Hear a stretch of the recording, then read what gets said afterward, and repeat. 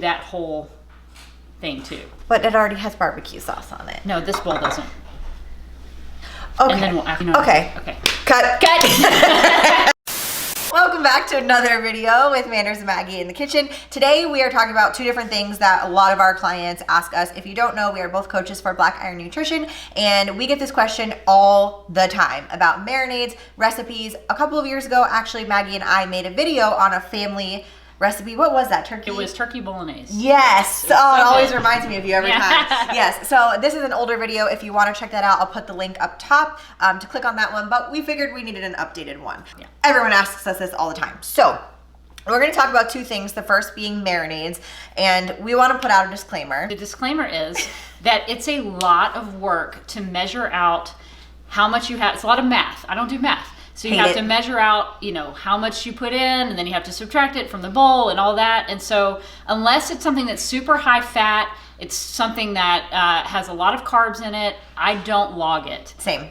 It just depends on what it is and if it's easy to log. If it's not easy to log and it's some marinade that I'm dumping most of it out anyway, and I'm not on a cut, I'm not trying to be super specific, I don't mess with it. Totally. I think the other thing to think about too is instead of going through this entire process that we're about to show you, another thing you can do for an estimation is just log a portion of the serving. So for this example, we are going to use this Kansas City barbecue sauce for one serving, which is 33 grams. It is 9 carb and 1 gram of protein. Obviously, if you wanted to log something like this, you can just log half of a serving, because you're not taking in the entire serving for one small marinade. Well, really, this would be more for seasonings, like for example, the Dots chicken that I make in the air fryer. I don't do all of this for the Dots chicken rub. If I wanted to be extra specific, I could just log like 1/3 of the Dots chicken rub, because you're not going to use 1/4 of a cup of seasoning on one piece of chicken. It's and you can do the same thing for the barbecue sauce or the marinade. You can just log 1 to 2 tablespoons and call it a day. Call it a day. Don't be crazy, because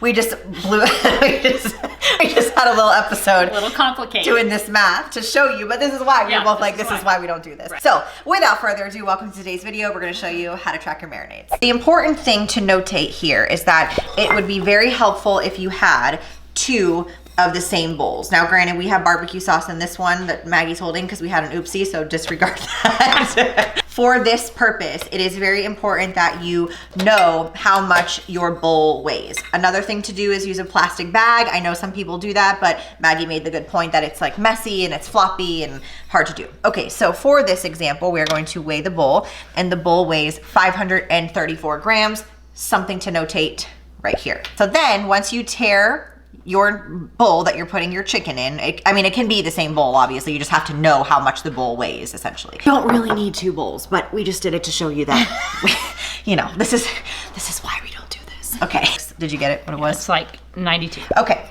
92 grams of sauce. Now granted, this is gonna come out a little funky because there's already extra sauce in the bowl. And then you marinate.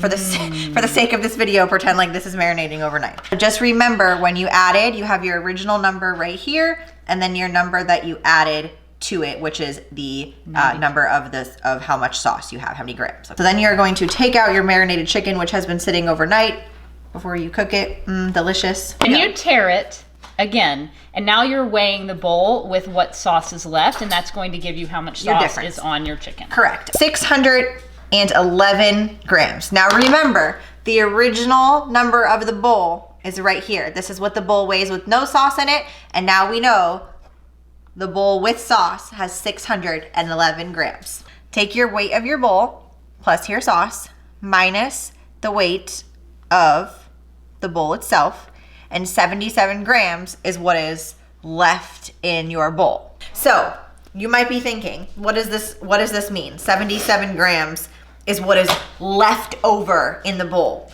not what's on your chicken. Now keep in mind, this is not to scale. We're giving you a disclaimer because we already poured sauce in this bowl. So pretend that doesn't exist, because you're going to be thinking that looks like a lot more than 77 grams.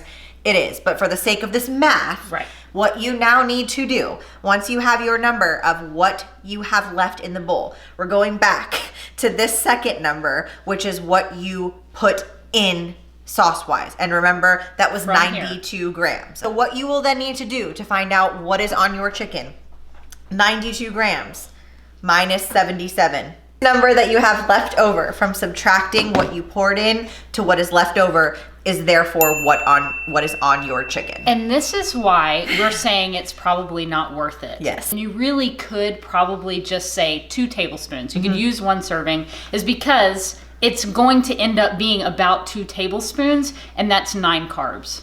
So you just have to think to yourself, is that how dialed in I want to be? Correct. Is that necessary?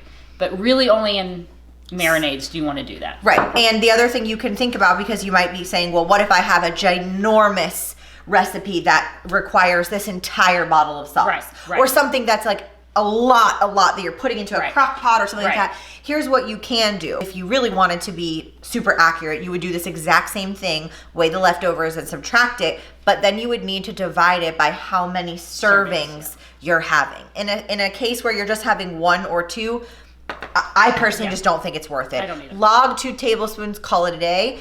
If you're making a massive batch of something with like a 40 gram of fat marinade, okay, like maybe. It's going to soak up, especially if you're soaking it overnight. Sure. It's going to take a lot of that in. So you have to account for that. Absolutely. Even if you put it in a bag, you still are You have dumping out a leftover. lot of that marinade. Yeah, I think that's what trips, I mean, it trips people like us up who've been doing this forever and ever. It's literally why I don't bother. It's just so much work for something that's so small. And especially if you are using a marinade that is so low in calories anyway, I mean, you're splitting hairs at that point. For sure. It's so, and to that, like if I was a nutrition client who was learning, that would make me so frustrated. Yes. You know what I Yes. mean? Like we know already Right. that it's frustrating, so we're just like, yeah, forget it. But again, if you're in a cut and you need to make weight for something, that is something you might need to do. Especially if you are using a full fat marinade, a full fat something, and you have all these different things that are adding up. Right. You know, a good thing to notate is if you did see our Aldi haul video when we were testing things out, those little bites that we took just for fun, we wanted to see how much, and it ended up throwing both of us so far over fat yesterday that, you know, people don't ever think of these little bites and these little this and that, but they do add up. So you have to really weigh the pros and cons. Is this worth it? Am I cutting for something very important? Do I need to do this all the time? And at what cost? Right? The other thing to consider is too that when you are cooking, most of your marinade is being cooked off essentially through the energy transfer per a scientific explanation. This is kind of our point. It's like, do you want to go through that entire process just to basically track hardly anything because it's not even getting absorbed into your chicken fully or, you know, whatever. However, with the example of the dots breading or any type of additional breading that you are adding onto the chicken that's not being cooked off, you would still do it this exact same way. We just didn't want to make a huge mess doing all the breading. That's how you weigh the chicken. A dumbass marinade. Oh my gosh. But more importantly, we want to touch on our recipe video. It's ready. We made this Aldi, the pork shoulder that we purchased yesterday in the Instant Pot slow cooker, and we're gonna make some carnitas. And so we wanted to show you how to log it. Perfect. Going to pop open this. Oh man. That pork shoulder. All right, so we're gonna take it on out. Also, if you don't like to shred your meat with 2 forks, you can always put it in a KitchenAid blender and put the paddle attachment on and it will shred it for you. Or you can do the mixer, hand mixer. Same kind of deal, Ask me how to track this juice, I'm quitting. Another thing to keep in mind as well, but since I don't even really recall which video I was talking about this in, meat is always going to shrink when cooked. Pretty much every single meat that you cook, the difference is going to be in how well it is cooked, not literally like how delicious is it? I mean like the temperature. So for example, if you have a steak that you are cooking and logging the steak afterwards and you are making a rare steak, it's going to be heavier than if you have a well done steak. Don't ask me why. We're not gonna even get into that, but it is going to vary slightly. It's not always going to be perfect. There are ways you can do it that are going to probably get you as close to the entry as possible, and there are ways that are going to be just a generic estimation. From Aldi, the Carnitas Seasoned Boneless Pork Shoulder Roast. 4 ounces of this is raw. Any nutrition label that you ever see on your meats, how it is is the nutrition facts for as is. So when you grab it off the shelf and it's raw, the 4 ounces is for the raw information. So 4 ounces, which is 112 grams, is going to be 19 grams of protein, 3 carb, and 6 fat. When you click on the serving size, it only gives you 2 options, 4 ounces or 1 ounce. So this is where a lot of people get confused, because once they've already cooked their pork or whatever meat it may be, and they go into the serving size of the entry, they're only given 2 options, but the options, like I said, are accounting for the meat raw. You then need to do the conversion yourself. The only other way possible, which I do not recommend, but I'm just telling you this for the sake of this video, you could have weighed the pork raw and then weighed it cooked total and created your own entry in MyFitnessPal. Again, a lot of work when you could just do this estimation. So we have our nice pork already shredded. Look at that, looks absolutely beautiful. And we are going to remember that pork and all meats for the most part shrink about 1 ounce. So 4 ounces of raw meat equals 3 ounces of cooked meat. This is going to be true no matter how many ounces you eat. So if you were to take off of this bowl 6 ounces of cooked meat, you will need to log 7 ounces in this entry, because you are looking at the entry raw. Not go through your MyFitnessPal and search for the cooked version. We are taking it straight off the barcode, which is what I would suggest to do. If you have like a generic chicken entry and you want to search the cooked entry, that person who created that has already done this for you, but we are showing you how to log it cooked. So let's make our carne. So for right now, I'm just gonna log 4 ounces just because I haven't weighed it yet, but That's fine. We are going to add these tostadas to the mix. Oh boy. Oh, it got it. It's in Spanish. Oh boy. Which is fine, because, you know, understanding how to do this is great. But on the label, 2 tostadas is 33 grams. And when you put it into MyFitnessPal, as you can see, 33 grams is the serving size. Moving right along.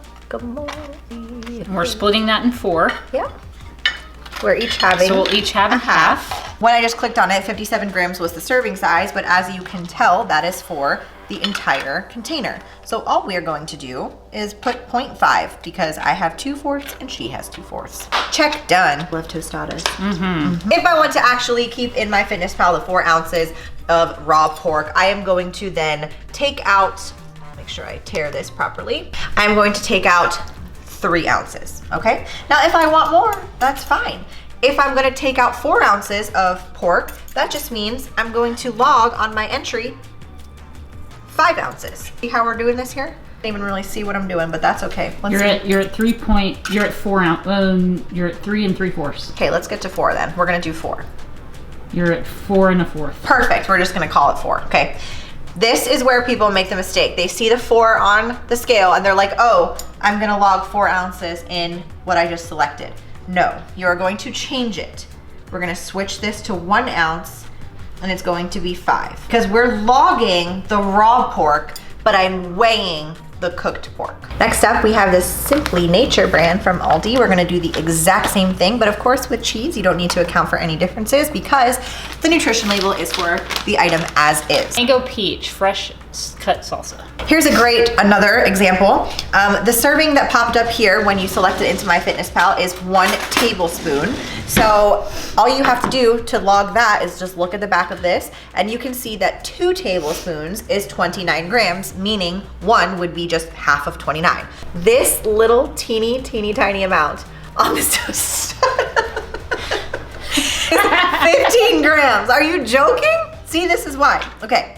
So there we have it. But if you get to eat a lot of fat, it's not that bad. True. I eat more fat in my day because I'm older and that's just how I roll. So true that. So for these macros, as you can see on the screen, 27 grams of protein, 22 fat, and 34 carbs. See how it is. that's delicious. I love a flat taco. That's what it is. It's so good. Very good. Amazing. Really good. And it was literally pop the pork in the Instant Pot or crock pot, 4 hours on high, done. That salsa is also amazing. Yeah. This is also a great follow-up because we didn't get to try the salsa or the pork in our Aldi haul. So now you know. 10 out of 10 would recommend. So thank you so much for watching this video. We hope it helped and didn't confuse you more because we got confused. Because we got Don't forget to give the video a thumbs up and click subscribe so you never miss a Monday with Manders. And we're gonna go eat our tostadas now. Bye!